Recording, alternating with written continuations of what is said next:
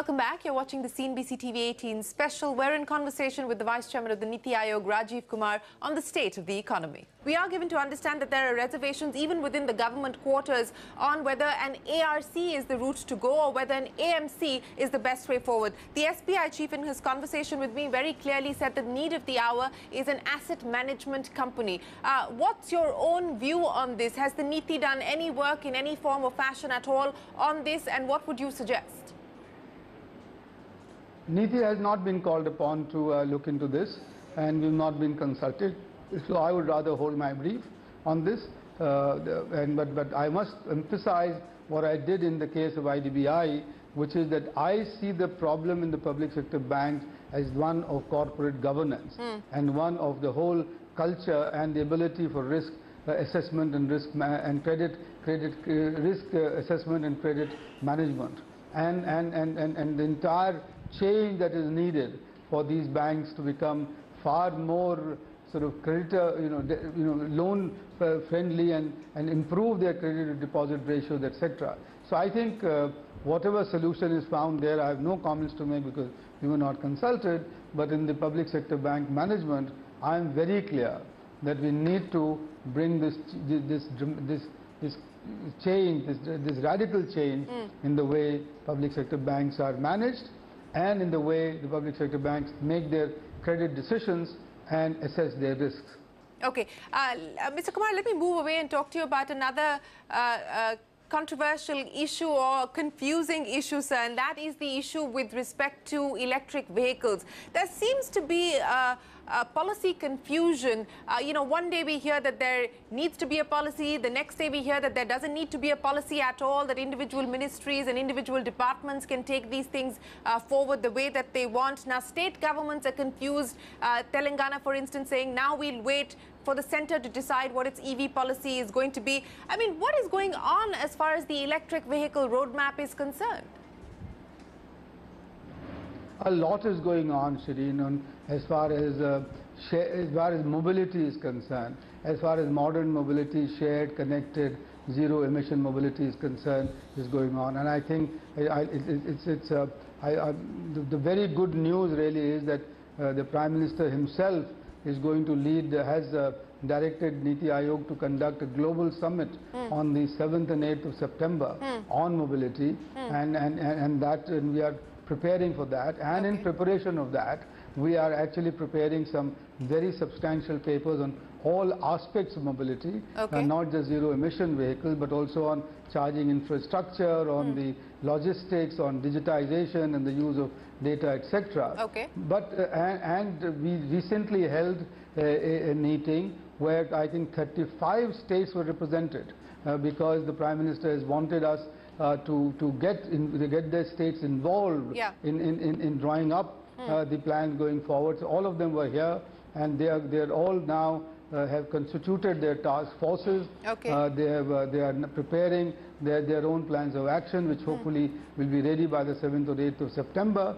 And we are coming up with an umbrella paper which will put together all these aspects and hopefully it will be announced just before or at the summit itself, where we are expecting, by the way, some leading global players to be present. NITI Ayog has been charged and is now undertaking a framework paper, which at the very latest will be available in the public domain in its final form at the time when the global summit takes place. Okay, so you're saying that we need to wait till September for this umbrella framework to be presented for public discussion. But may I ask you, sir? No, hello. Yes. Shereen, public discussion will take place earlier. Okay. So these papers are being prepared as we speak. The finalized framework will be public domain.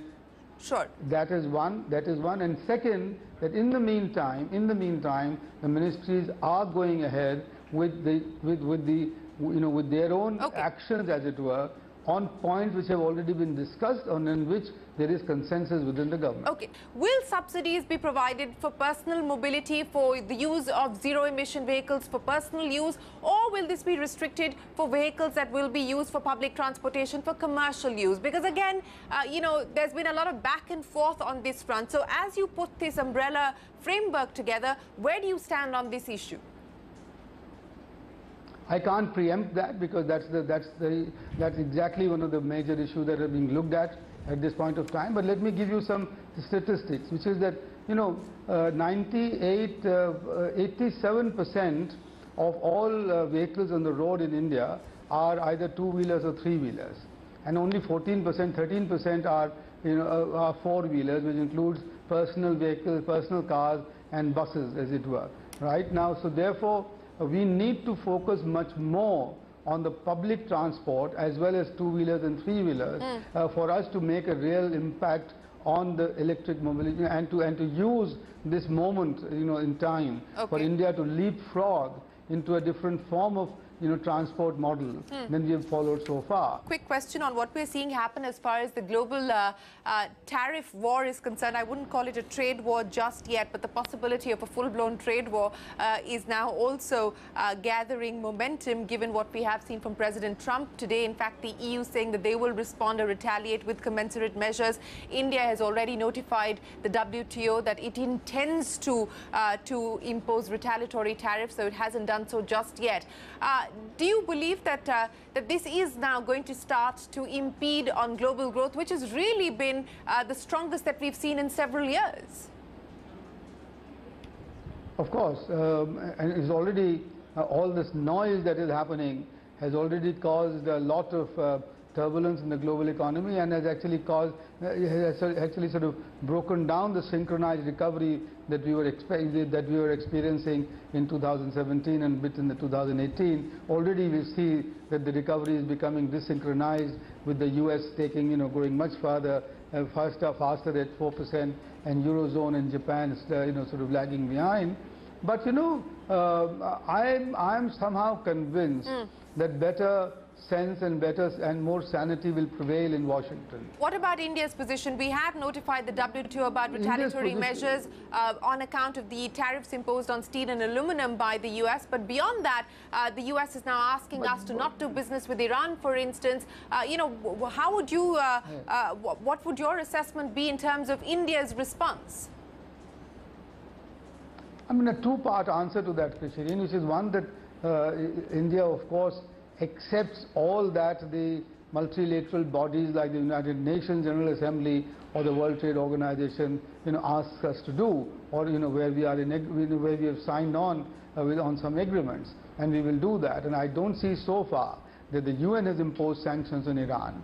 So that's the first part of the answer. The second part of the answer is, of course, we will have to balance our overall overall global commercial policy and look at which bilateral relations are more important and which ones and therefore which we have to take care of or nurture. So I think therefore what you need is a more deft and more subtle commercial policy, which I'm sure our Ministry of Department of Commerce is embarking upon.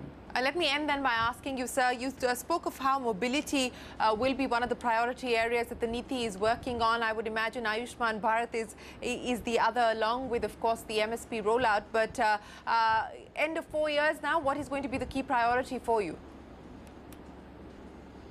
Well, these are the three that you mentioned. And by the way, I must mention here that mobility is a priority because it is the most immense opportunity for generating jobs and pushing up growth. Because that's one bust that we cannot afford to miss because of its potential for generating good quality jobs, better environment, and higher growth. Other than those two you mentioned, for me one of the biggest priorities is nourishment. The Prime Minister has made me the chairman of the National Nourishment Council, and I think we just need to do whatever we can do to get over this blemish of having 38% of our children undernourished and 50% of our mothers anemic. So so therefore that is separate from Ayushman Bharat only because it needs to focus very sharply on children below the age of 5. And this is what NITI is very much engaged in at the moment. So that's the other priority. And the last one is, of course, our aspirational districts. The 115 that we have selected, and in which we are focused very laser-like on that. But that's not the last one, because I must mention to you water. And we just came out with the composite index on water. And I think the situation in water is pretty dire, and I hope you will join us in raising the awareness about the water situation in the country, because without that awareness we won't be able to do what we need to do to get over our water problems and the water stress. Oh, absolutely, sir. We did do a full show the day that you released the water index, but a lot more, of course, needs to be done to take that agenda forward, as you rightly pointed out. Always a pleasure to speak with you, Mr. Kumar. Appreciate you joining us here on CNBC TV18, and thank you very much for your time, sir. Thanks, Shereen. Thank you very much. Bye for now. Bye-bye. With that, it is time for us to wrap up this CNBC TV18 special. From all of us here, goodbye. Many thanks for watching.